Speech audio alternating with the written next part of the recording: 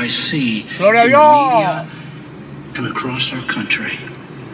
I was just thinking about 3 weeks ago, we had Francisco here and his wife, and they're medical doctors, and they felt called to the Dominican Republic, and they live on such a small stipend.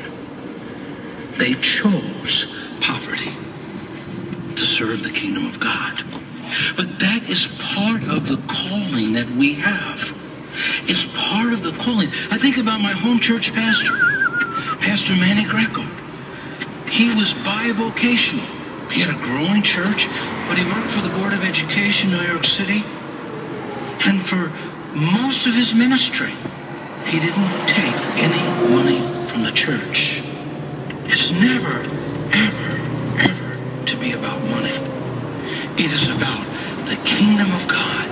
It's about doing the will of God. And so he warns us. And it's not about position, not lording it over those entrusted to you, but being examples to the flock. Now, let me just comment on that. Why would we have a temptation to lord it over people? Well, one of the difficulties that I have found as a pastor, just, gotta be just transparent. Well, if you go to a doctor, do you expect him to be up to date on all the drugs for diabetes and all of the testing and all of the information about cancer and all of the information about heart disease and all of the, you expect them to do that, right? Now, if you go to your mechanic and you have a new car and you're going to trust that they know what they're talking about when they talk about the computer system going, or you go to a lawyer, you're going to trust that he knows what he's talking about. Well, as a pastor, you study and read journals. You go to conferences. You pray. You meet with other pastors. And you know a lot about church, hopefully.